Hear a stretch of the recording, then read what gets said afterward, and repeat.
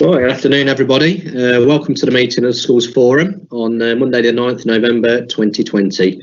My name is Neil Toplas. I'm the Forum, and I'm chairing the meeting today on behalf of David Irish, who was unable to attend. The meeting is being held remotely in accordance with the Schools Forum England (coronavirus) Amendment Regulations 2020, which came into force on the 18th of June, making provisions to enable schools forums to meet remotely.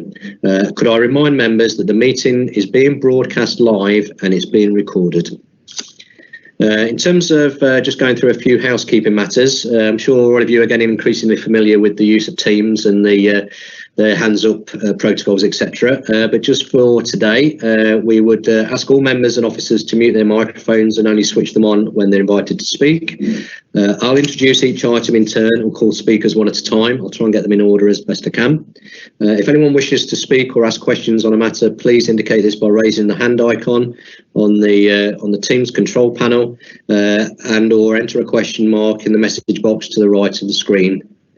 I'll invite you to turn on your microphone at the appropriate point and speak, and when you're finished speaking, please remember to turn off your microphone again.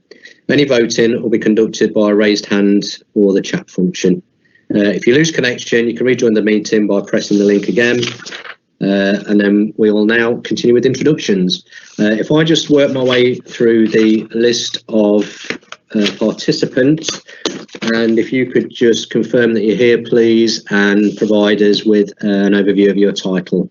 So just starting at the top of the list that I have in front of me, I've got Andy Timmins. Hi, Andy Timmins, News and Observer, Head of School Improvement. Thank you, Andy. And then I've got Bob. Bob Pachel, Chair of Greg BJ, as well as Vice Chair of ASGB Sandwell. Thank you. Chris Ward. Chris Ward, Director of Education, Skills and Employment in the Council. I'm with you for the first half hour of this meeting, and then I may have to move on to another meeting. I'm really sorry if I leave early, but Andy and Moira will pick up things on my behalf if necessary. Right, thank you, Chris. Deborah Breeden.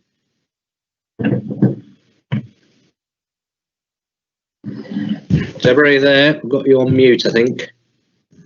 Deb's recorded it, Chair. She's there. She's the Democratic Services Officer. Okay, thank you. I've got Gary Linford.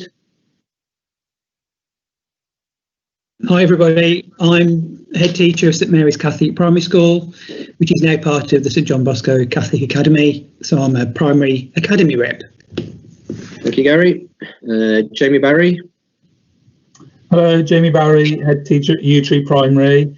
I've just joined as a Primary Maintained Rep, and similar to Chris, I can only stay for half an hour or so today, so we only found out about the meeting last night, but I will join the full meeting next time. Okay, thanks, Jamie. Jane Bailey. Hello, Jane Bailey from Sandwell College. You're very quiet, Jane. I don't know if you can turn your microphone up, or we will need to turn ours up. Hello, is that any better? Yeah, that's a little bit clearer, thank you. Sorry about that. So Jane Bailey from Sandwell College. I'm representing further education. Okay, thanks, Jane. John Smallman. John Smallman, Oakham Primary School Governor. Thank you, John. Kevin Morgan. Hi everybody, Kevin Morgan, Executive Head Teacher at Sandwell Community School. Okay, and Lucy Bray. Hi everybody, Lucy Bray, Mesty Croft Academy, and I've joined as a Primary Academy Rep alongside Gary. Thank you, Lucy. Mark Arnold.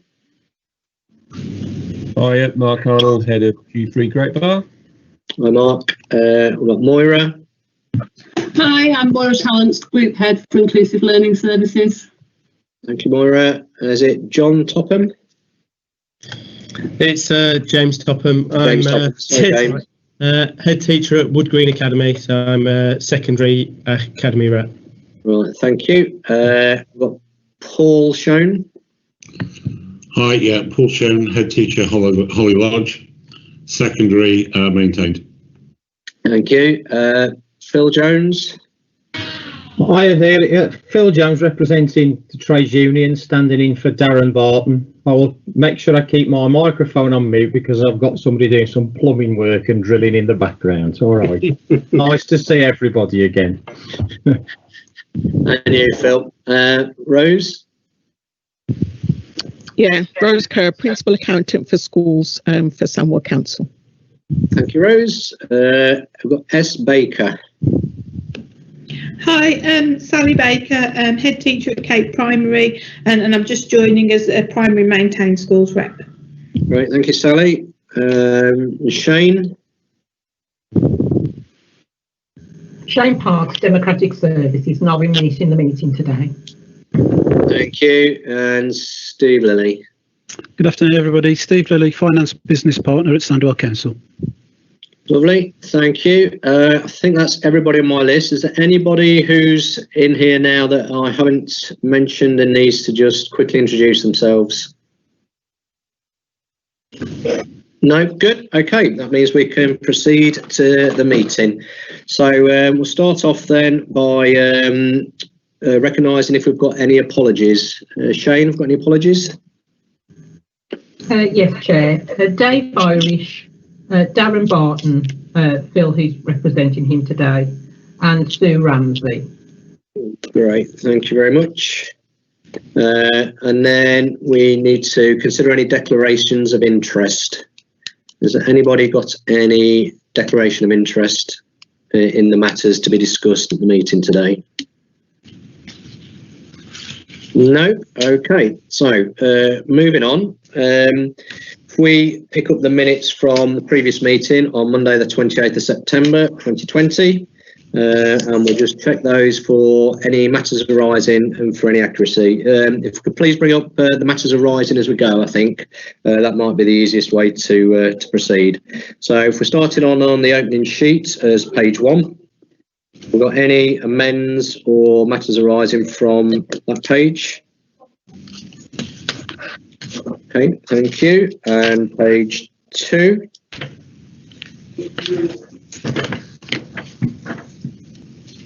On page 2 at the bottom, it talks about the financial situation at the Sandwell Community Schools. I understand there's an update with regards in that I think, Steve, you're looking to talk to. Thank you, Chair. Yes, I think if we could just update the forum. Since being made aware of the situation, the school has acted very quickly. It's brought in an experienced and independent external finance officer to assist the situation and to support the school generally.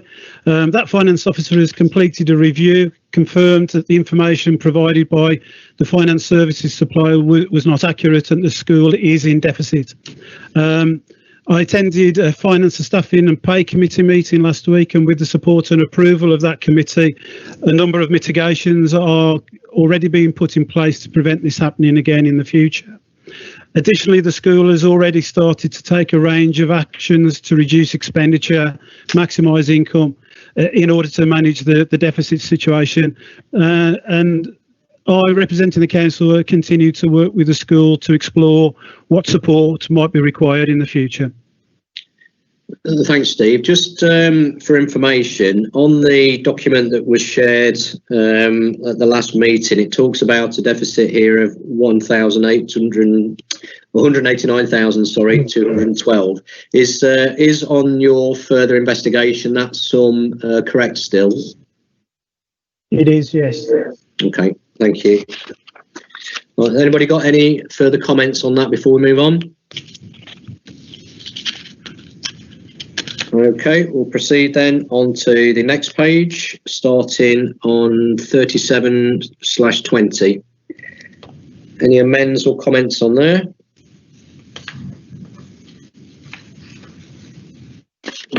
Okay, next page, headed Schools Forum, 28 September 20.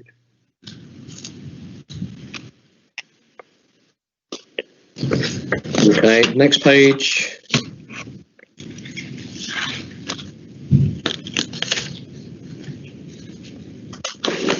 Okay, and on my copy, I've got it on this page 10. I'm not sure if that's the same as everybody else's page, but 4020 is one of the paragraph markers there. Yeah. Okay, page 11.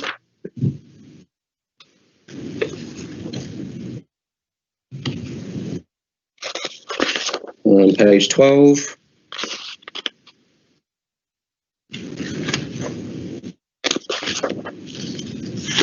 Page 13. Okay, with regards to the special education needs and high block report, I requested at the last meeting that I have a breakdown of how those placements are split with regards to the types of children that are accessing out of borough placements and these other different areas, and I've had that report sent to me. I would suggest that it's probably a piece of information that all forum members should have. So if it's possible to, unless there's any sort of reason why not, is it possible to have that breakdown forwarded to the other members of the forum, please, Shane and Moira? Yeah, that's fine. Thank you. Thank you. Okay, and then final page, page 14.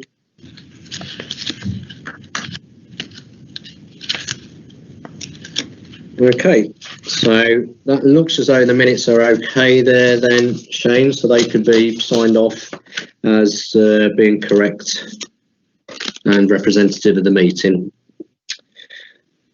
Okay, Paul, sorry, just seen your hand go up there. You've just turned yourself off, Paul. Sorry. Going back to item 4020. Yep. Page 10. We have had no report through yet. How's the authority?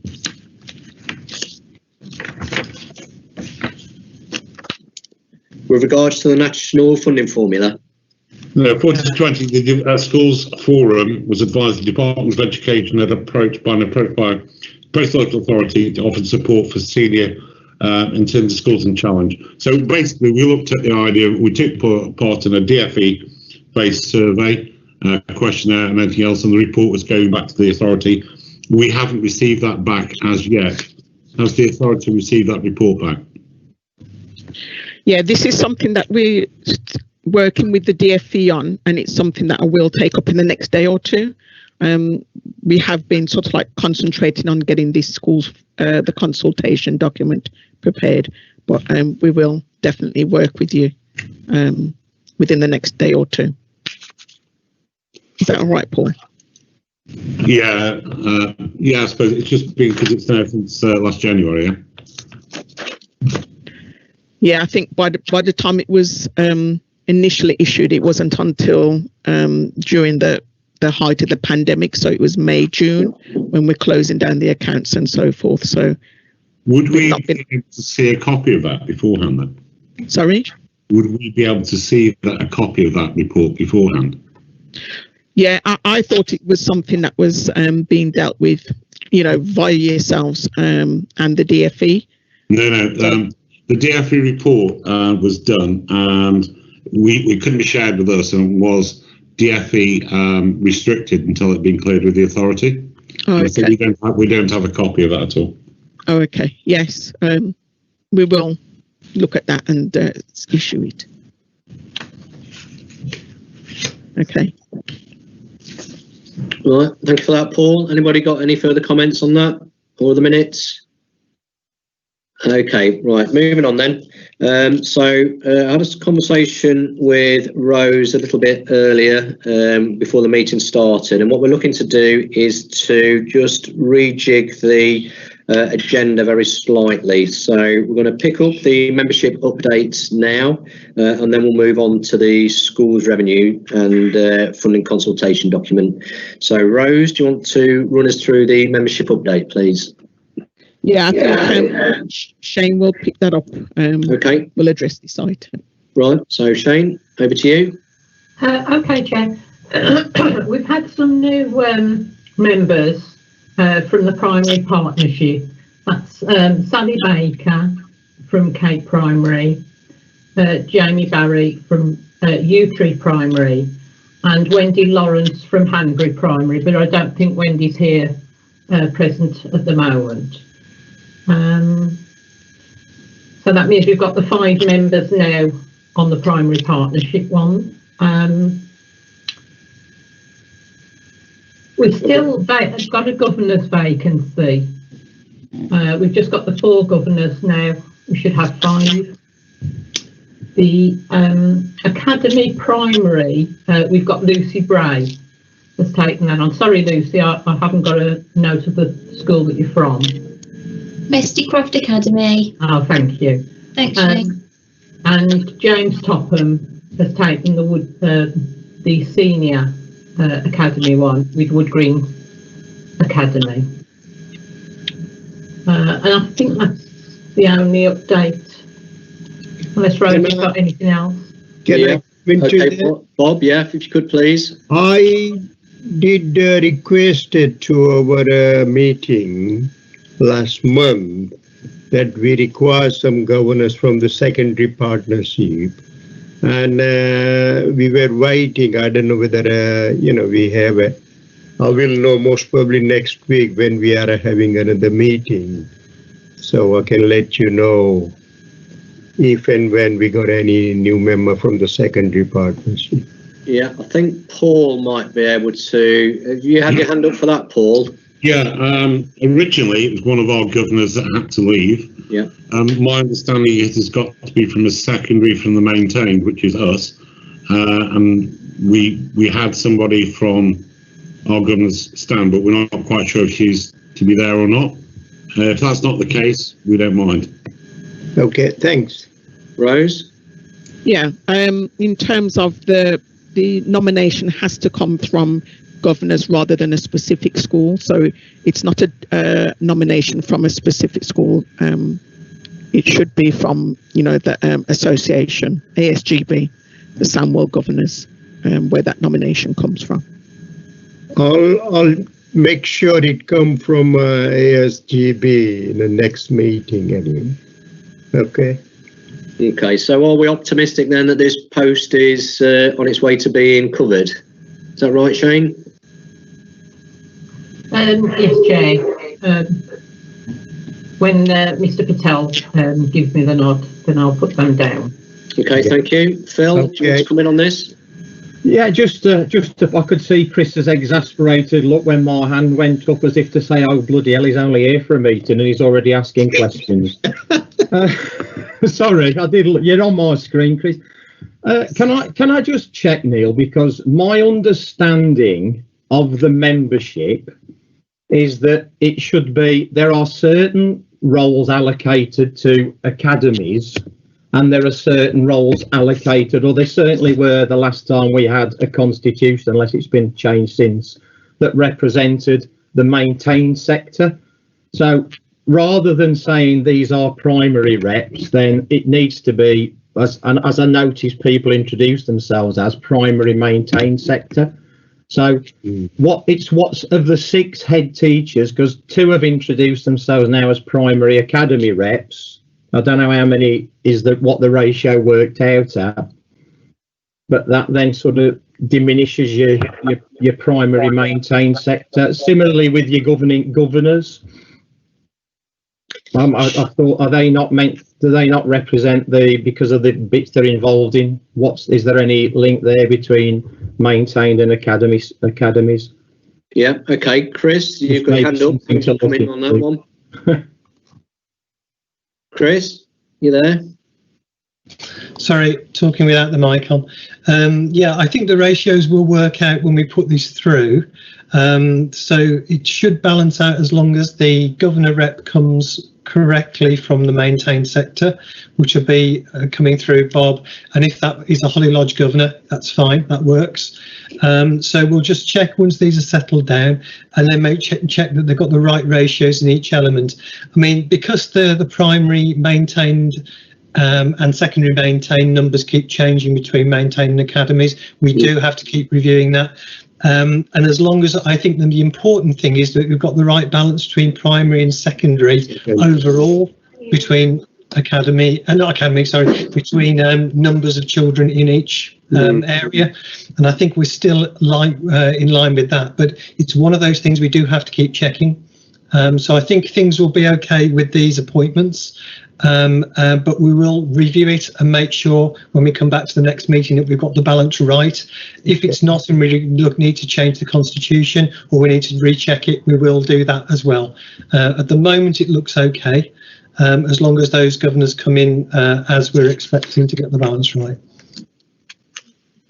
Thank you, Chris. Do you want to come back on that, Phil, or are you okay? No, that's fine. It's just without unless there's, I mean, I say it's all down in the constitution, isn't it? So it just means that needs to be adhered to. That's all. Cheers. Okay, thank you very much. Okay, so moving on then to item, let's have a look now. The item 5 now, which is the Schools Revenue Funding 21-22 consultation document. So the document is for school forum members to approve. There are a number of elements within this, so hopefully we can raise questions as we go and pick out all the different areas.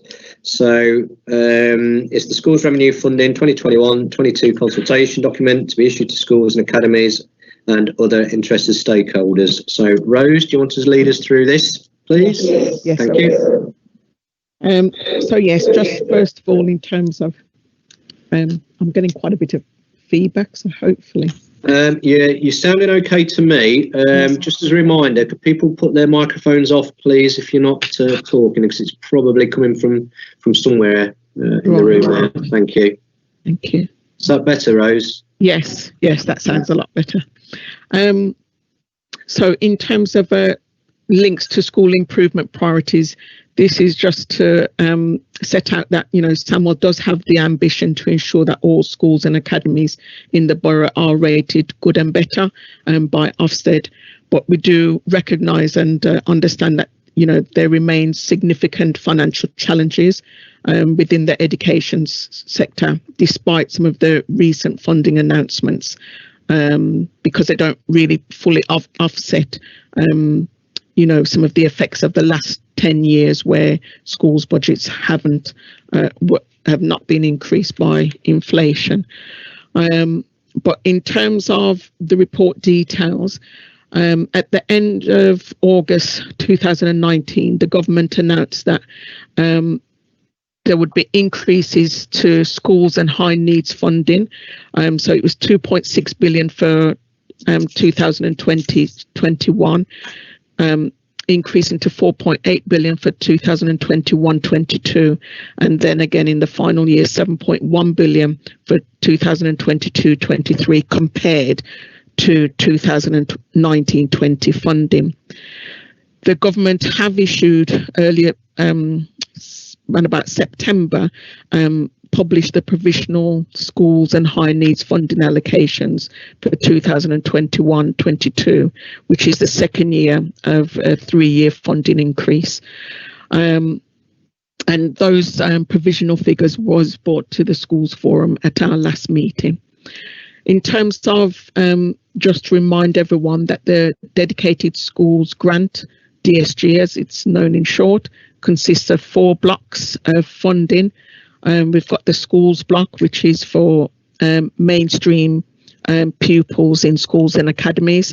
We've got the high needs block, which is for SEN pupils in special schools, PRUs, alternative provision and independent schools, as well as support services. And then early years block, which is for schools and PVIs, private, voluntary and independent sector, and the central school services block, which I'll go into more detail, but that's like to fund the central support services for all schools and academies. Now with the schools block funding, in terms of there is a national funding formula that determines each of those blocks. With the schools block funding, that is allocated to the local authority. It's based on notional allocations for each mainstream school, which is then aggregated up to arrive at the school's block funding for each local authority. What the DfE have confirmed this year is that in the light of the need to focus efforts on meeting the challenges of COVID-19, that they are expecting local authorities to continue with determining the schools' local schools funding formula for 2021-22. The government have stated that they will shortly be putting forward proposals to move to a hard national funding formula, which will determine schools' budgets directly rather than through a local formula, which is set by local authorities. Now, this is the clearest indication to date that the government have made given with regards to a hard national funding formula, but we've received nothing further to date in terms of outlining any kind of proposals. In terms of the national funding, the schools block national funding formula, there have been some updates to the factor values in terms of the basis on which the funding is given to the local authority, but there's also two technical changes that have been made. The first of those is with regard to the Teachers Pay Grant, TPG, and the Teachers Pensions Employer Contribution Grant, which I just call TPEG for short, and also supplementary funding. So those grants have now been rolled into the national funding formula allocations for 2021-22, and it's been added to the basic per pupil entitlement, which is ORPU. In terms of the minimum per pupil funding levels and the school's baseline, it's also been taken into account in there to make sure that in terms of the funding floor for the national funding formula remains, it takes that into consideration. Now, what the government have done is that to try and reflect those grants coming into the national funding formula, they've increased the basic entitlement by £180 per pupil for primary schools pupils and £265 per pupil for secondary schools. The second technical change that has been undertaken is with regards to the introduction of the 2019 update to the Income Deprivation Affecting Children Index. Now, in terms of for 2021, the financial year that we're in, this was based on the 2015 data, but it's now been updated to 2019. That has had some effects, but I'll talk a little bit more about that when I go through the actual consultation document. Okay, can you just pause there a moment, please, Rose, before we go much further? We've got John Smallman's got his hand raised. I'm just conscious that if we go too far, we might forget what he was going to say. Yeah. Most certainly, yeah. Thank you, Neil. If I could just go back just one step, please, Rose, to the teacher pay and pension grants. I know that the document obviously is talking about the primary and secondary sector and the formula to distribute the funding. My question is more about the special school side of things. And will there be provision to actually increase the per pupil funding for special schools so that they actually also don't lose out on the teacher pay and pension grants? Yeah, well, that specific question is not related to this because that's more related to the high needs block. But yes, that's one of the things that we will need to ensure that that the supplementary, because it's mainly in terms of the high needs, it's mainly coming through as supplementary funding. Again, that will be incorporated within the high needs block funding. So we need to make sure that that is passed on in some way to special schools. Right, so it will be an increase to the per pupil funding then, will it, for them? In terms of with special schools, it's the top up funding, isn't it? That they get their get their place funding, and then they get their top up funding.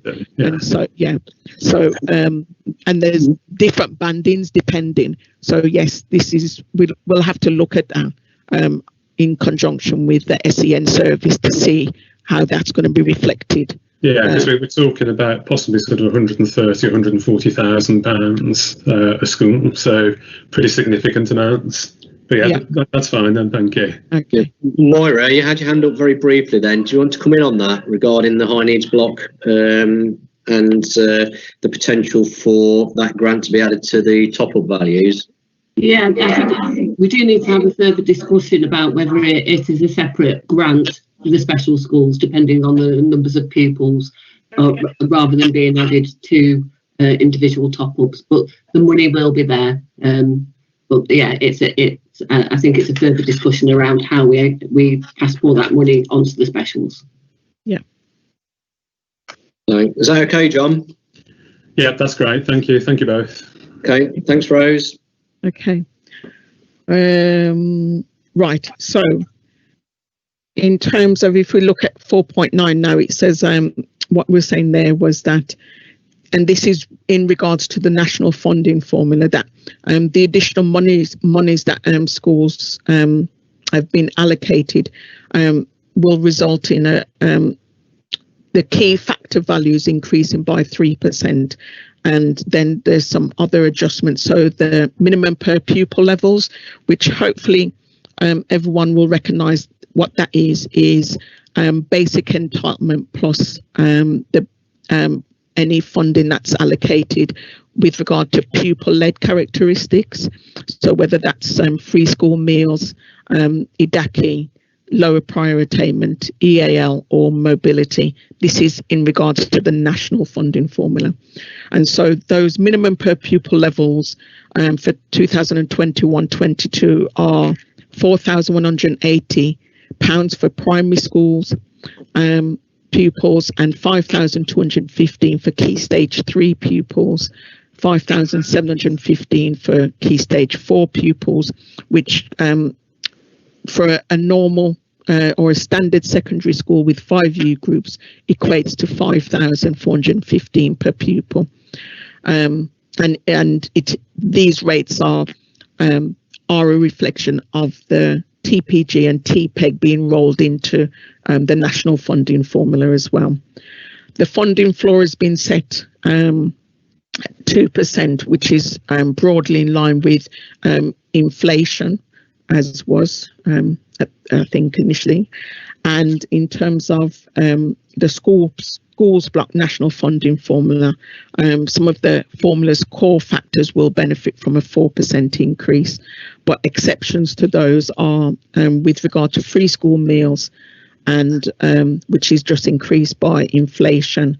The premises funding is based on what was included in the our APT model, so our schools funding model for 2019-20, which is the rates, the lump sum and the split site.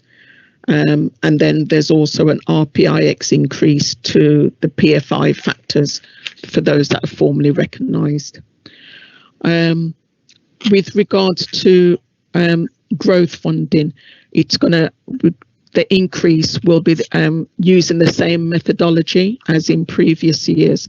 But as I stated in the last report, we haven't had information on that as yet. We will get that information in December. So all of the modelling that I've done, it's excluding the growth factor funding that will come through. So in terms of what's the effect then in terms of the local funding formula, there's some changes that we are required to make. And so with regards to the minimum funding guarantee for 21-22, it must be set between plus 0.5% and plus 2% per pupil.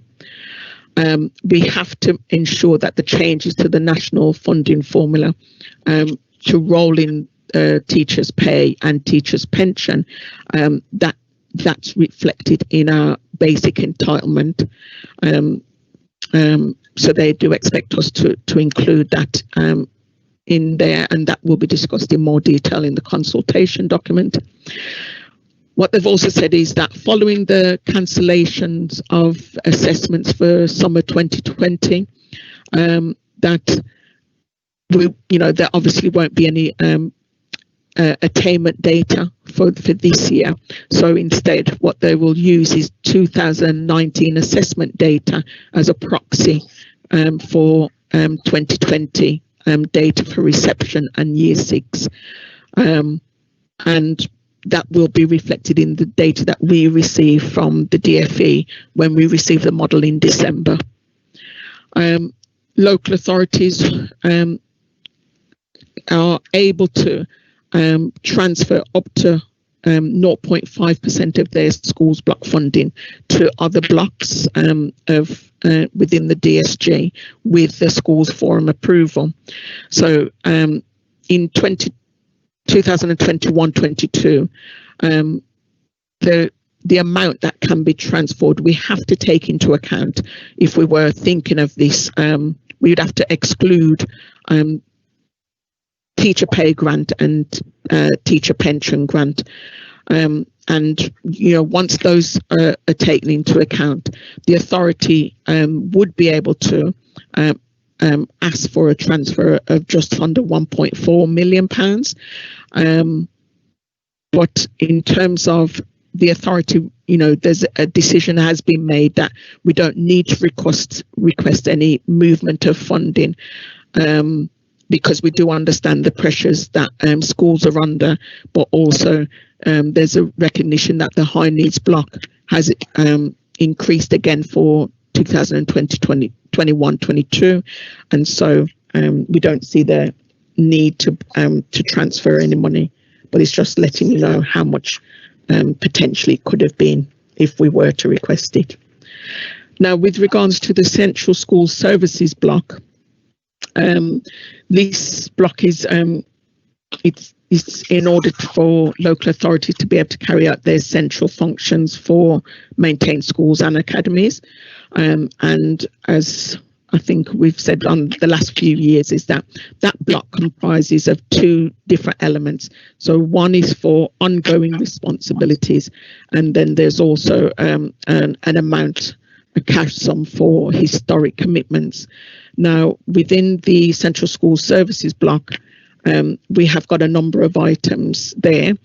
So we've got Schools Forum, which we've always agreed up till now to contribute to, and that's classed as an ongoing responsibility, as well as the admission services, whereas the pensions administration costs, that is classed as a historic commitment. Now, the DfE have stated from last year that they are planning to cut the historic commitment by 20% per annum until that funding is totally finished. And so the expectation is that any commitments would also finish in line with that. So for us, the pensions administration for last year it was 228,000. That's reduced this year to 182,000. And I think it's something that we potentially need to look at in future. But for now, those are the cuts to that block of funding. Now, the actual consultation proposals in the document, which I'll go through. As I've said, I'll go through in more detail about the ADACI update. And then in terms of the options that we're putting forward is very similar to last year. It's the same. Because what had been agreed was a step change, to look at a step change in the ratio, and for 2021 it would one of the proposals is to increase it to 1 to 1.27 for the second year, year 2 of the proposal. The second option is to increase for secondary schools to receive 1% more funding above the overall increase. This is after taking into account TPG and TPEG. And then the third option is to have values based on the national funding formula factor values. Another one of the proposals is about the pupil number growth. There is a proposal to change that from to a request just over £1 million. I will go through that in more detail. And then dedelegation, education functions, and the minimum funding guarantee and central schools services block. And I will go through that. In terms of this consultation, again, as always, it's only for 1 year, just for 21-22. And in terms of we will be, once approval has been given, then the deadline for the consultation document, the deadline for stakeholders to respond is noon on Wednesday, the 2nd of December. So if we turn now to the actual consultation document itself, starting from page 23 with the introduction. So the introduction is very much a reflection of what's included in the Schools Forum report, and which I've just taken you through, and it's just giving you detail of the national funding formula and also some of the things that have to be included within the local funding formula, and it will just sort of like sets out the proposals that are to be considered. So, you know, pages, if you look at, it's page 23 at the bottom, 23 to 25, that is just more or less sets out what I've just gone through in terms of the report. In terms of, on page 27, the Sandwell context, Chris there has set out the challenges faced by schools and forum members when we need to consider the local funding formula for 2021-22. And then page 28, this is where we'll look more at the income deprivation affecting children index, the 2019 data update. So in terms of IDACI, as I'll call it for short from now on, it's an area-based index which measures relative deprivation, which I'm sure everyone's aware of. And so they look down at lower layer super output areas and give it a number. This is nationally. And so, as I've mentioned before, there's been an update in 2019. And just for, I don't know if anyone remembers, but back in 2015, when the DACI was updated, then it did cause a lot of turbulence to local authorities. And it was introduced very late. It was literally, a day or two before we broke up for Christmas. And what we had to do in Sandwell to try to keep the levels of funding similar to previous years was that we introduced factor values for a Band D for the first time. And so it's something very similar that, we've had to do for this, the forthcoming financial year. So with regards to schools and high needs national funding formula, the DACI, there are 7 bands. You can see under 4.4 bands, which are A to G, which I'm sure that the people who are involved are kind of quite aware of. And so what they've done is that they've changed the DFE, have changed the banding structure to reflect the new data. And also what they've tried to do is to, if I just go back first, in terms of, if you look at the table under 4.4, you can see that with Band A, that reflects the top 2.5% of the most deprived areas in terms of where pupils live, and then Band B is the next top 5%, and and so on and so forth as we go through those bands. So in the national funding formula, the DFE allocate to the local authority funding in relation to pupils who would fall within bands A to F. Bands G, which is the majority, 62.5%, there's no funding. This doesn't, pupils who fall in those within that band would not attract any additional funding under the national funding formula. In terms of, I suppose what I wanted to try and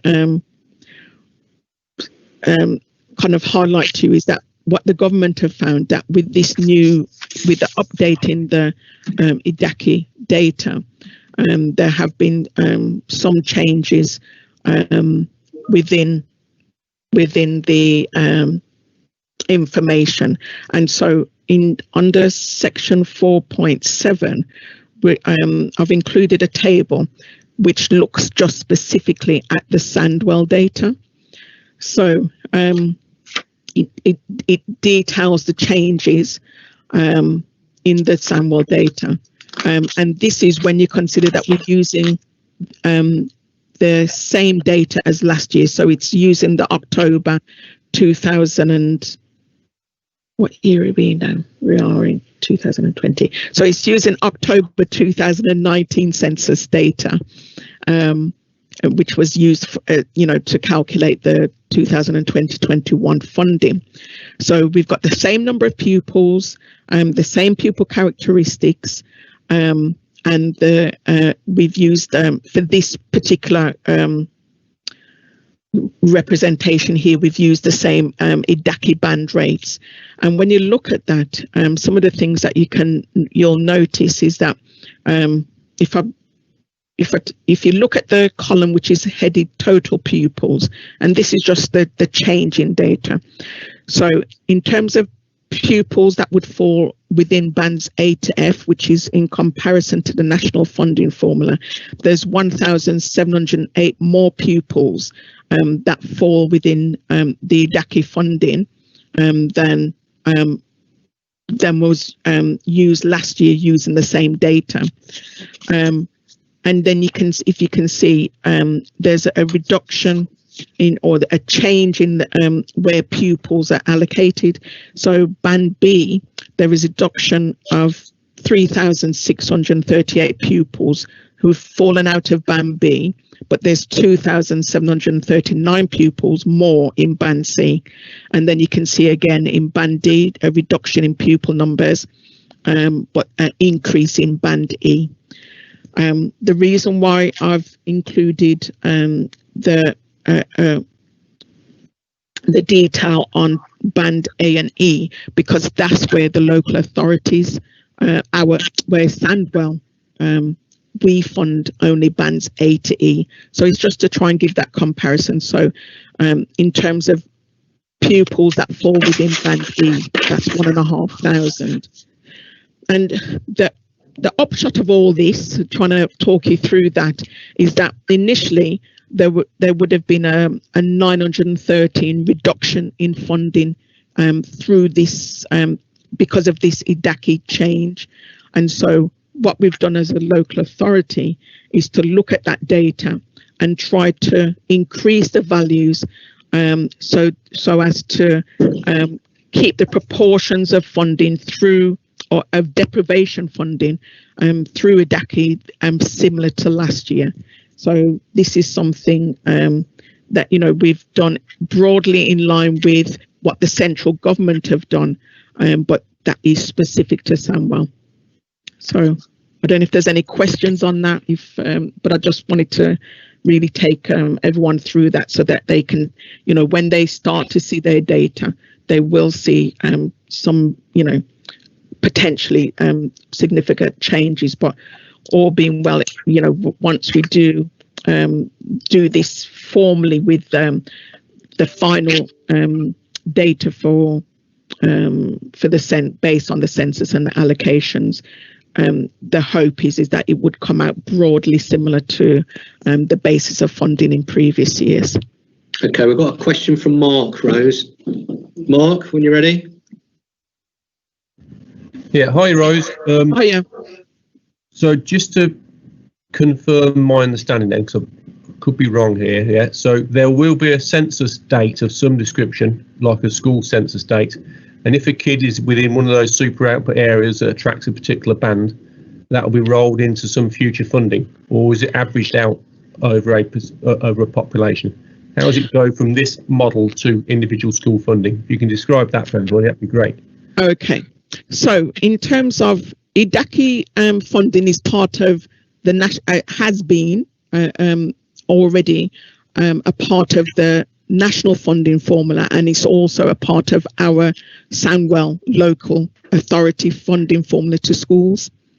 So what I'm trying to describe here is the change, because at the moment, in terms of up until now, the data has been based on 2015 EDACI data, whereas for 2021-22, it will be based on updated 2019 data.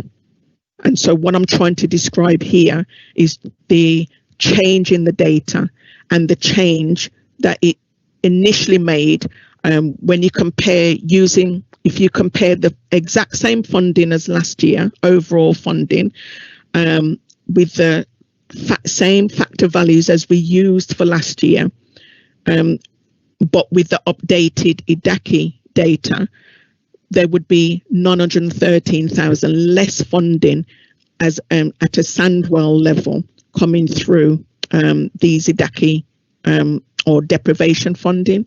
Yeah, is that because? Sorry, Rajan.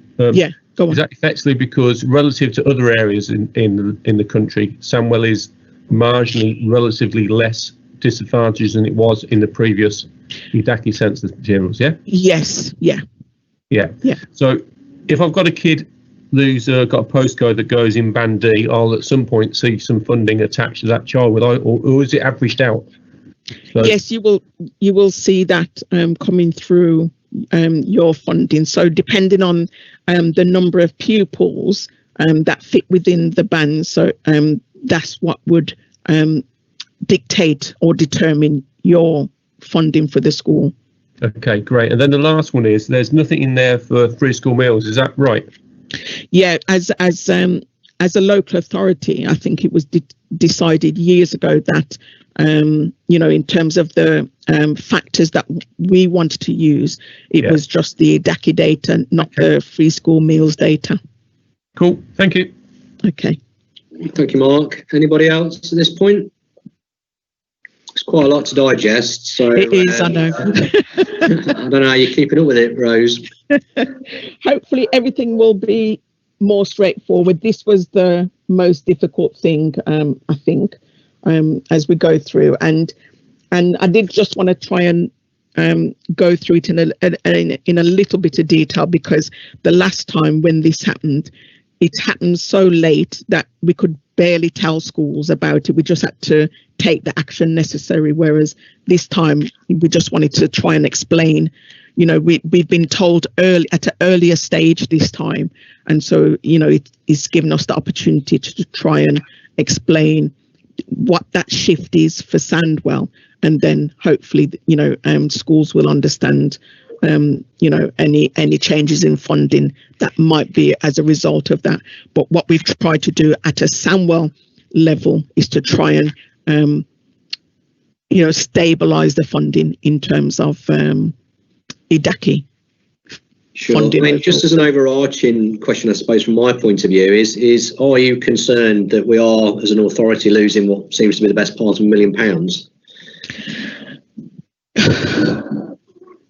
In terms of this, it's not necessarily about losing £1,000 as such, I suppose. Well, $1 million, nearly, isn't it? 913,000. Yeah. What this is trying to show is that with the same level of funding, as an authority, we would get, or schools would, or overall, there would be £1 million, sorry, or almost £1 million less funding through this factor. What would happen is that it's either that you increase the factor levels for these, or you could increase the basic entitlement factor as an alternative. But what we've, hopefully you'll see that in terms of what we've tried to do is we've increased all of the factor values. So when I've done the modelling and I'll go through each of the models, you will see that the factor values for EDACI have been increased to try to, nullify the effect of losing that. So it would stabilise the funding, basically. Yeah, thank you. Paul, do you want to comment on this? Yes, please. I'm not quite sure if that what your question was, Neil. Is it the fact that the government has actually now funded Sandwell to the tune of £913,000 less because of this? And then, as an authority, you're trying to divest by moving around money that you've got to, so it doesn't impact on schools. So is it the fact that the government has funded Sandwell less through this mechanism? So in terms of, as I've said, in terms of the overall funding, perhaps, it's difficult to see, but in terms of the funding to the local authority, as I've stated in the last forum meeting, excluding growth funding, we will get 290 million for the schools block, which is an increase. And I know that teachers' pension is included in there and teachers' pay is included in there. So it's not a straightforward comparison to last year. But I don't know if I've got it to hand. That the roughly off the top of my head, I'm trying to think now. There was 265,000 the year before, 265 million, sorry. But of that increase, I think there was an increase in the schools block of around about 30 million. And roughly, I think 20, and I can't remember the figures. I'd rather not say without referring to them. But an element is in relation to teacher pension and teachers' pay, but then the rest is in relation to the increase that government had promised to schools. So there's not a reduction in funding, there is an increase in funding. But what I'm trying to illustrate with that table there is that if we had the same level of funding last year, then there would be overall for Sandwell, so 265 million, there would be 930,000 less funding that would go through the EDACI if we were to keep the EDACI factor values at the same level. I'm hoping that makes it clear. Paul? Yeah, I suppose it's literally this moving money around. It's a bit of a shell game, isn't it? But yeah, I get where you're coming from. Yeah, okay, great. But like I say, it is just to try and talk everyone through it. It is a little bit convoluted, but I'm hoping that as I go through and meet with the various the primary partnership and secondary partnership and the trade unions and ASGB, that we can start to understand that a little bit more. Okay, so if I continue now then in terms of the actual options for the funding formula, if we look at page 30, so in terms of at a cabinet meeting back in January 2019, it was agreed that in terms of expectation of the cabinet members, that there would be a ratio change would be implemented, which would move schools towards the national funding formula values from April 20. And so in section 5.2, we've just listed some of the assumptions that we've had to include as a basis for the modelling. So the 3 schools where the new and growing schools, so Q3 Langley, Shireland Shireland Technological Primary, and the West Bromwich Collegiate Academy. What I've included as a new assumption within this year's modelling is with regard to the amalgamation of the Worley Infants and Bleak House Juniors. So that's been taken into consideration with all of the models that have been presented, and you know, the inclusion of the lump sum in terms of, because the school Bleak House Primary would no longer be entitled to 2 lump sums, it would just be 1 lump sum. But also the guidance states that they can, you know, as they move, they're still entitled in the first year and the second year to an element of the lump sum. So I'm just trying to highlight that as a change within the modelling that we've done. So with regards to option 1, that shows the stepped increase. So it's the second year of the stepped increase of a primary secondary ratio of 1 to 1.27. And that's shown in Appendix FF1. And I've included, as I have for the last few years under section 5.7, a table which shows, which is a statistical comparison, of our statistical neighbours for the primary secondary ratio. So we've got 4 years worth of data now, and you can see the data for 2020-21 that's been included for this year. Again, you can see that most of the authorities are at 1.3 and above, and the outlier is Walsall and Sandwell. But it's there for, you know, just for information and for consideration. The option 2 is secondary schools receive 1% more of the increase in funding. So that model is included as Appendix FF2. And then option 3, it's using the national funding formula factor values without applying the area cost adjustment.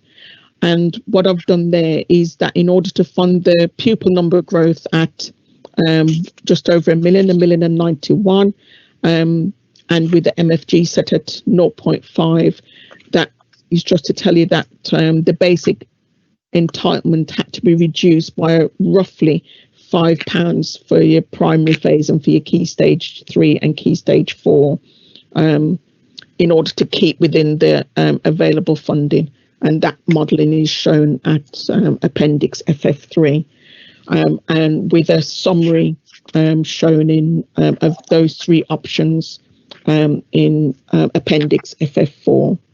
So with the modelling, you know, there is a financial health warning there in terms of that this is based on October 2019 census data. We are waiting, you know, we'll get the October 2020 data in time for February with the final funding allocation. So, you know, things will change, but this will just allow you to compare your funding to last year. If I quickly go through in terms of the pupil number growth funding. Can you just hang on there a second, Rose? Can I just remind Schools Forum members that that we're going to need to approve this consultation document at the end of this. So yes, as we get to the end of each section, rather than approve each of the individual items, if you've got questions and queries, if you raise it at the end of each section, then we can hopefully approve the whole lot as we at the end there. Okay. Thank you, Rose. All right. So with the pupil number growth, what we're proposing this year is a funding of 1,091,000. This is different to prior years where we've asked for 2.269 million. And the reasons for such a reduction is that we are carrying forwards underspends up to last year, and we're also potentially expecting an underspend for this year.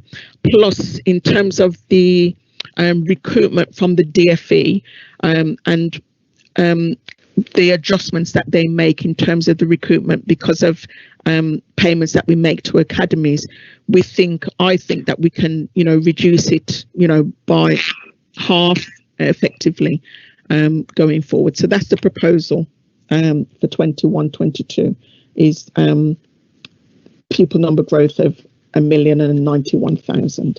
And I can talk to that more if necessary. But like I say, with the presentations that I'll be doing to the various forums, that can be discussed further. With the dedelegation proposals, there are 5 proposals for this year. Health and safety licenses at 28,000, Evolve license at 6,200, union facilities time 242,000. And what I'd like to do is just refer you to, there is a union letter on pages 54 and 55 of these forum papers. And I don't know if at this time, I don't know if, is Phil gone? I can still see his name on the board there. Phil, do you want to mention anything about union facilities? Yeah. I don't know if have you seen the letter, Phil, on page 54 and 55 of the document. So it's a letter from NAHT, from the National Education Union, and also from the Association of School and College Leaders. And basically they've sent a letter to all local authorities, I believe, where they see that it's a partial dedelegation of union facilities time. So we know that for a number of years, primary schools have contributed, but secondary schools haven't. And so these unions have asked that this letter be presented to schools forum for them to take into consideration. So it has been included within the document. I don't know if there's anything you want to add at this time. I haven't seen that letter, Rose, to be honest. That's come out from our sort of national headquarters and the appropriate headquarters of the other unions. Okay. I will say that locally, I think certain schools have been getting a bit of a free ride on it, and that will definitely come to an end this year. So if people want to engage with trade unions, they are going to have to pay if they're not paying as part of the pot, because everybody's at a breaking point anyway, aren't they? And it seems to be very unfair that certain sector is actually propping up everybody else, and so all the negotiations that are taking place are being funded just through various ones. Each academy's been written to separately as well. I suppose it's linked to this, but not fully. But they've been written, and again, the maintained sector will be approached as well. So hopefully to carry on, because it makes a mess if everybody's got to do it individually. Okay. Okay. Thank you. Thank you. Right. And school improvement 100,000, and schools in financial difficulties request again for 250,000. So the details of those are included further in the document, where it has got included a request for this funding from the lead officers, and they do outline how the money is going to be spent. The same is can be said of the education functions. There's 3 proposals being asked for: education benefits team at 175,000, clothing support allowance at 33,000, and safeguarding and attendance at 264,000. And again, the further detail is in the further down into the document. The minimum funding guarantee, as I've said previously, we have to set a MFG between 0.5% and 2% per pupil. In terms of the modelling that I've done, they've all been set at 0.5% to try and make sure that everything, can be compared effectively. And in terms of, if I move on to the Central School Services block, we've outlined, what are the responsibilities there for the local authority. So in terms of what we're asking for, there is for statutory, regulatory and education welfare, 1,441,000, schools forum 3,000, admission services 452,000, and historical commitments, pension administrations 182,000. And then on page 42, we've got the timetable in terms of the consultation process. So we're, the draft consultation is with you today. Depending on any feedback, we would hope to issue the final document by the 11th of November. There will be some consultation meetings outlined there with JEG, with the primary partnership, secondary partnership, the joint union panel and ASGB, as well as cabinet briefing. Schools need to respond to this consultation by the 2nd of December noon, and it will come back to schools forum on the 14th of December. A report will be going to cabinet with the recommendations from schools forum, and that will go on the 13th of January 2021. And then in terms of the draft modelling, will come back to schools forum on the 18th of January. And so I think I've taken you through all of the document now. So you've got the dedelegation proposals, education functions, Central School Services block, and then the appendices to the 3 options are included further in the pack. And so, Chair, I'm just asking for approval. Right, thank you very much, Rose. We'll just take a couple of questions that seem to be coming through at the moment, and then we can go to the vote from the panel. John, do you want to ask Rose a question? Yeah, if I could, please. It's been, I can't get to the office to print off the document, so it's very difficult to pick up on. There aren't enough trees in the world anyway, to be fair, John. No, probably not. And I haven't got an A1 printer to be able to do that. But I've tried to have a look at the numbers. Is it possible for me to share a summary page for people on the screen? I don't know whether I've got permission level to do that or not. I think that I probably have. Yeah. Yes, you should be able to do it, John. Yeah, has that actually worked? Yeah, we can see that. Yeah. I don't know whether because the numbers are so small in terms of the typeface, whether I'm reading this incorrectly. I'm hoping that I am, because from a primary perspective, I'm pretty horrified to look at the numbers. All 3 options seem to give an enormous decrease in the like-for-like funding for the primary sector. Just at the top of the page there, really the figures in red being the difference in the comparison to the current year and the proposals for next year. Now, I know obviously those aren't the actual figures that we've got to update for census data and various other bits and pieces, but the general principle obviously still underpins those figures there. And we've actually got a decrease of 5.6 million for the ratio change, 6.5 million if 1% extra is given to secondary, and then 7 million under the national funding formula. They just seem like incredible figures. I can't believe that those figures would be right. And I may be reading that wrong just simply because the figures were so small on the screen.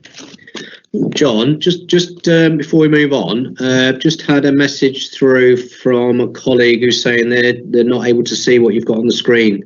Is anybody else struggling to see that, or can you see it? All right, okay.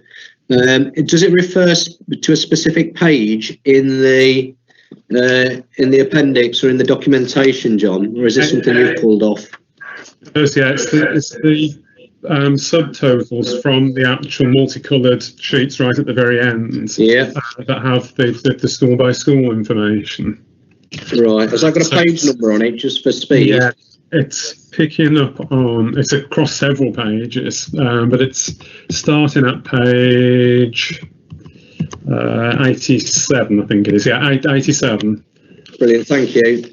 So it's the side-by-side comparison with the current year and the modelling figures for next year on a school-by-school basis. And the numbers that I'm looking at really are just the totals at the bottom of each sector. And they just seem quite staggering, to be honest. It may be that I've picked the numbers up incorrectly, just because it's difficult to actually get the entire page on the screen at any one point in time. Can I just say that in terms of the comparison, one of the things that I have noticed is that for the 20, when you look at the appendix FF1 to FF3, the figures for 2021, I have still included the high needs and early years funding, whereas for 2021-22, I haven't included those. So I do need to update and take those figures out and just put the schools block funding in compared to the, so that it's doing a proper comparison between the years of the schools block funding. So that's something that I've noticed. But in terms of the, there is a summary on page 93, which details each of the three options. Yeah, the only thing with that is it doesn't give the comparison back to where we are at the moment. It's only looking at the outcome of those three options, isn't it, on that summary? Yeah. So yeah, I mean, obviously, if those other columns are added back in, it's going to change those figures fairly substantially. So when could we expect to get that information? Yeah, so what I would intend to do is just to take out, because what I did last year was to take out the early years and the high needs funding and just compare the schools block, because that's what we want to focus on, is the change in the schools block funding. So I should be able to do that tomorrow and all being well, get that out. Get in terms of issue the final document either by tomorrow or the 11th, the latest. Right, thank you. Sorry, John. So that would be updated then, Rose. If we were to approve this consultation document, this will be updated for when this goes out to the rest of the schools. Yes. Yeah. Okay. Sorry, John. Did you want to come in again? Yeah. So I had got a number of questions just to follow, or observations or questions to follow up from there. The most significant thing for me, really, as a primary governor rep, is the fact that obviously, even after the figures have been adjusted, we'll be looking at substantial reductions in real terms for the primary sector across any of those options. And I did raise this point last year, but I really do think that there should be a status quo option in there as well, not just all ones that are saying to the primary sector, how much do you want to lose from the considerations? I think just my initial response back is that all schools will be having increased funding. We know that it doesn't necessarily reflect the years of underfunding from central government, but all schools will. But that's an inflationary increase that you're talking about, isn't it? We're talking about just. No, it's not just inflation, because the government have increased, as I've said initially. They increased the funding by, was it 2.6 billion for 2021? They're increasing that by to 4.8 billion for 21-22. So that's reflected in there. It is a little bit difficult to make the straight comparisons, because what they've done for 21-22 is to roll in the teacher pay grant and the teachers pension grant. So it is it's not so straightforward to make that like for like comparison. I'm just struggling with the general principle that the context part of the document that was referred to is saying that it's Sandwell's ambition that every school should be good or better rated by Ofsted. But at the same time, there's actually been a comparative reduction in the primary funding. So I don't see how that addresses Sandwell's ambition. That's my concern. Yeah.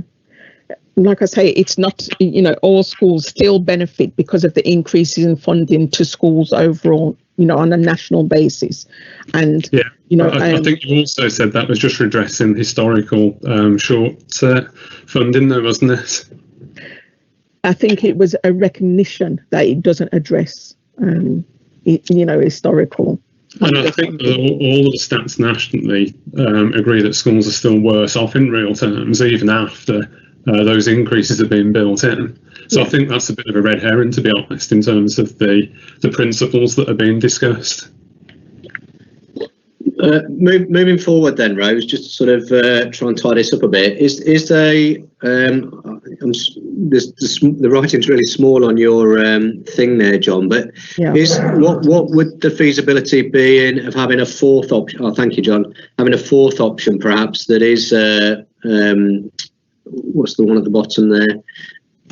Maintaining the status quo,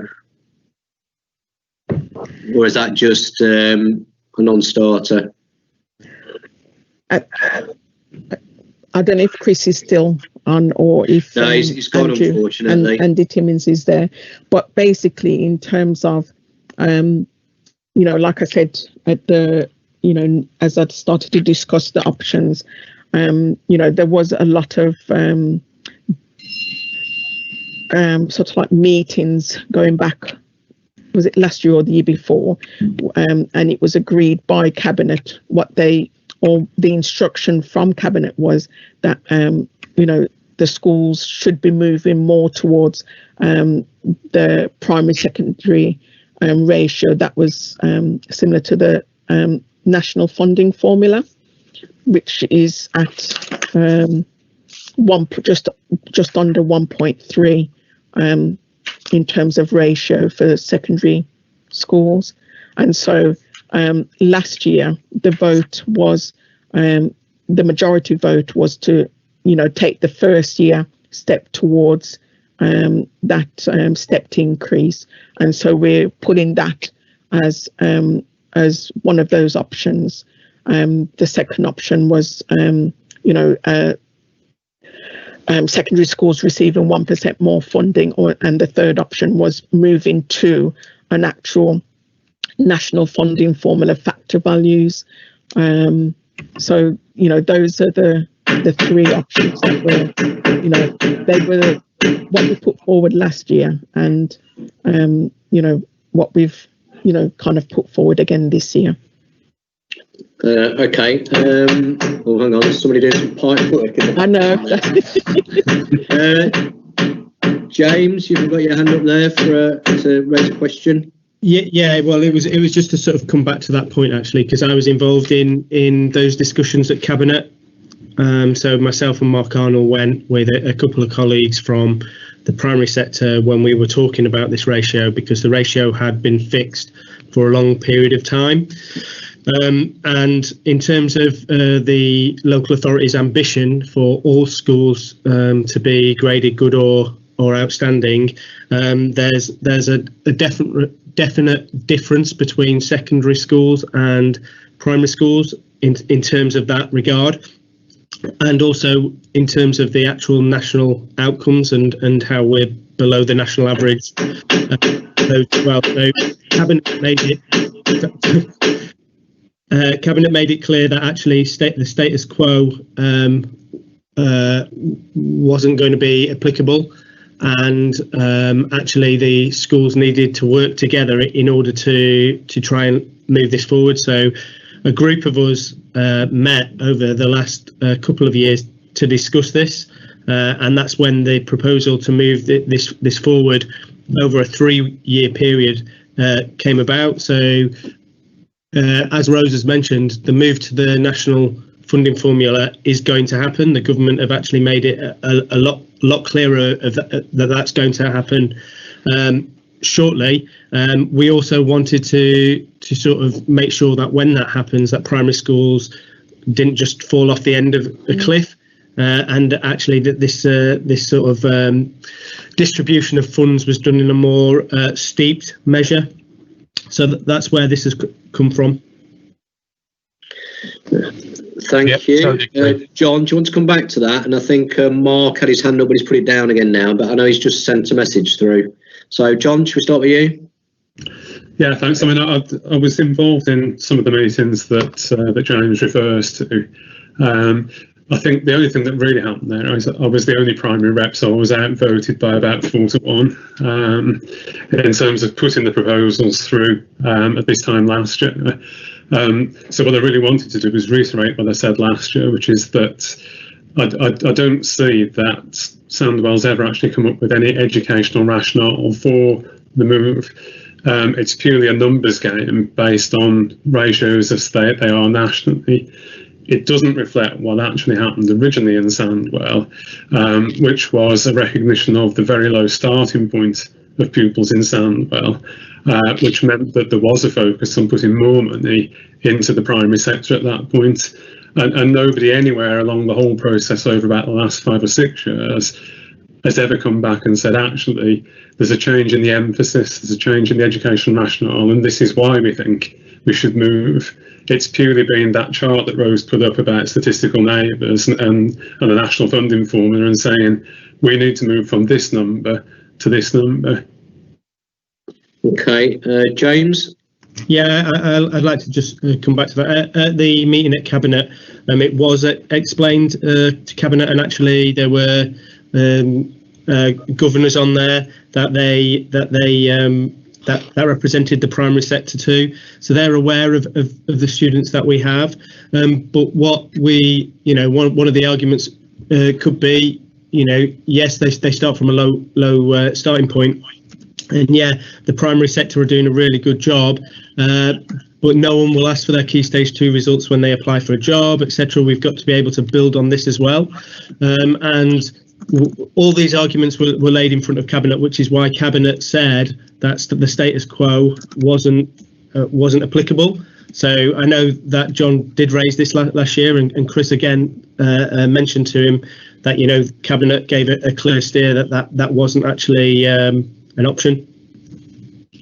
Okay, thanks, John. I'm just doing a bit of messaging to and fro in Mark. Mark, are you able just to come in and just add to that a little bit, please? Yeah, that's right. James Topham and I presented to Cabinet, I think it was not January last year, not January this year, but the year before. And if you remember, these proposals came about after a long series of subgroups that looked at it. And whilst John's right, there weren't many primary colleagues there, it did become 2 secondary heads and 2 primary heads presented to the Cabinet as a whole. And it was their decision to move somewhere to make a step change to protect the primaries, so they didn't go bump and lose all their funding and would go should a hard formula be applied. And Phil Jones was there, and so was Andy as well, leader of the primary JEG chair. So yeah, it's been a well-trodden path, and what Rose has done there is to follow through with Cabinet's instructions. That's it, really. Yeah, thank you, Mark. Phil? Yeah, I mean, I did attend the meeting because it's how long ago it was, Neil. I was actually still ahead at the time. And it's when Cabinet then set up, it wasn't Cabinet, it was just a wider council meeting, I think. They then set up the working group, which was supposedly aimed at coming up with an answer. Now, I'd packed up at that point, so don't know where that went, but obviously John was involved in that. I suppose for a point of clarity, I know, and I'm just saying this, we keep referring to Cabinet. Cabinet is very, very different now to what it was. But is there a Cabinet minute somewhere, Rose, that actually says this is what they wanted? That's just a query as much as any. I mean, I know there was a definite decision looking towards some kind of movement, but I'm just is there a reference, a minute, because we keep talking about cabinet. I think we're about 4 cabinets down, more cabinets than Chippendale in the meantime. But is there a reference? Is there a point that you can get to that says this is the specific directive from cabinet, or with a new cabinet member? I'm just trying to get to the actual bit, really. It would be useful, having not been involved in the second part of the process, to be fair. Yeah.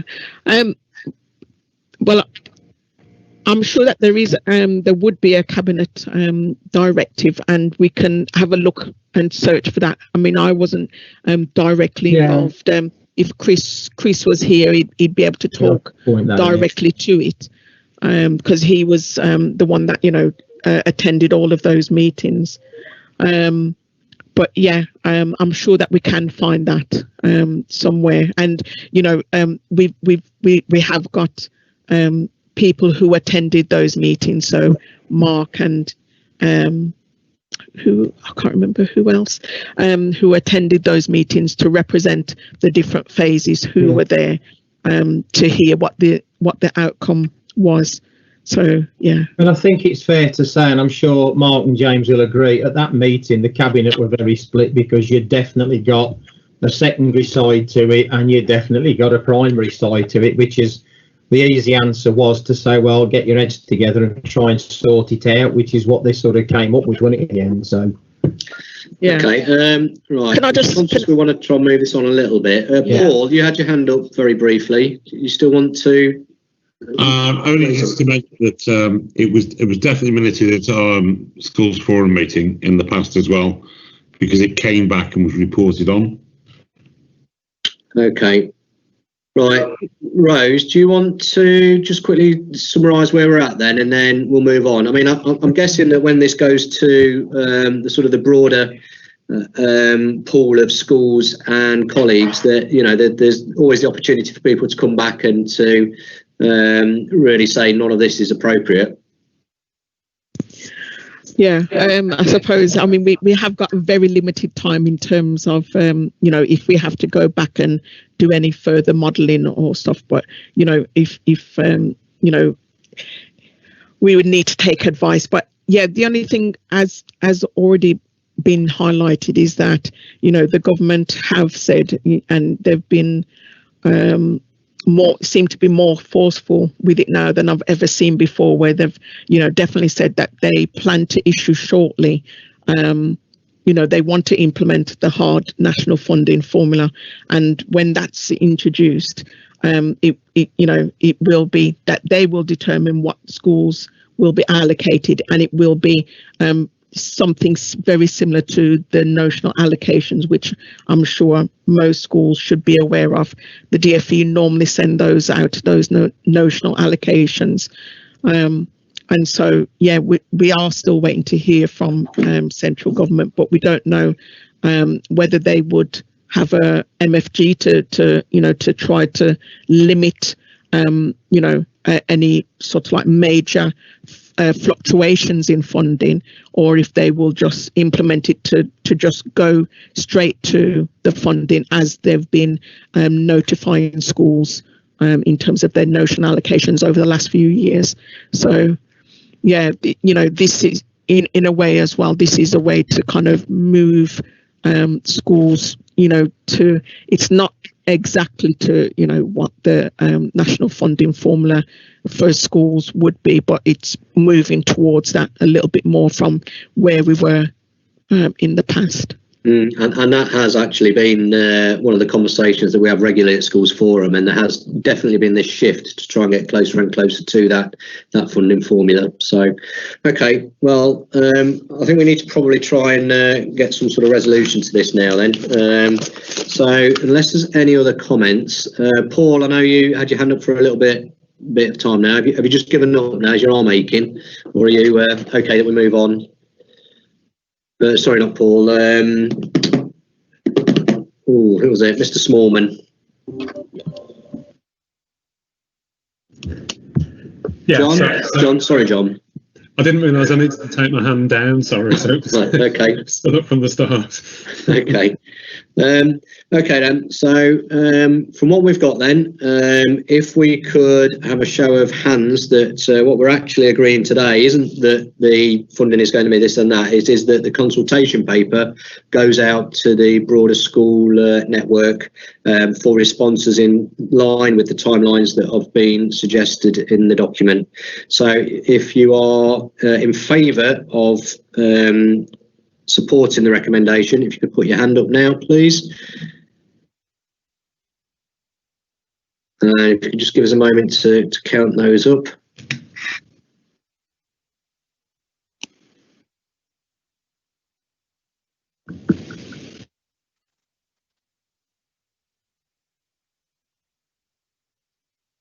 I've got 8 there, Shane. Is that what you've got?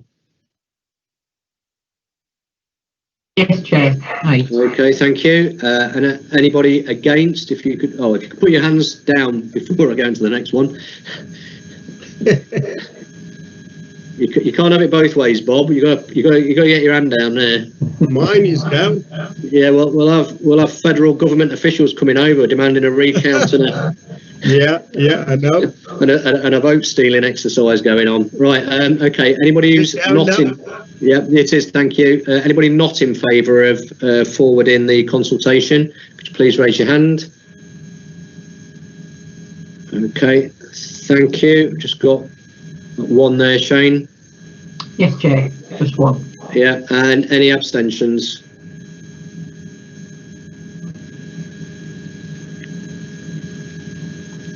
Yeah, just one abstention. Okay. Well, thank you very much, everybody. Right, so back to the agenda. So on the agenda as item number, let's have a look, because we reordered some things, 4 or 5. It would have been item number 5 previously. It would be 6 on today's meeting. It's the SEN and high needs block documentation to be tabled today. Now, I've been informed that this documentation isn't available today, and they're looking to pass that on to the next meeting, which will be the December meeting, I think. Is there anything you want to say in in the meantime around that, Moira? Because I think this is largely would Julie Gill have been producing this for us? Yeah, Julie is going to present at the next meeting in December. She's going to present up-to-date AP figures and up-to-date SP figures. At that point, we'll know all of the children that are currently in places once they started in September. So it'll be more up-to-date in December. Okay. Will there be any elements of that are going to be for approval or recommendation, Moira? Bearing in mind that's a sort of a fairly important budget turning point for other schools. Because if it is, it'd be really good to have this documentation out with everybody else's for Schools Forum. Okay. I think it's for information in December. So we will put the report together to go out with the agenda for next time. Right. Okay. Thanks very much. Right. Okay. That leads us now on through to any other business. If we could have a show of hands, please, if anybody's got any other business. No. Okay. Just check down in there. Okay. Right, so that brings us now then, and to the close of the meeting, and I'll thank everybody for attending today. The date of the next meeting is 14th of December 2020, and again, the format of that will be as a Teams meeting. So unless there's any other final bits of any other business, I'll close the meeting, and the video recording I suspect will be stopped in due course. Thank you. Okay, thanks very much, and have good evenings. Thank you. Cheers. Cheers. See you. Thank you. Thanks, Neil.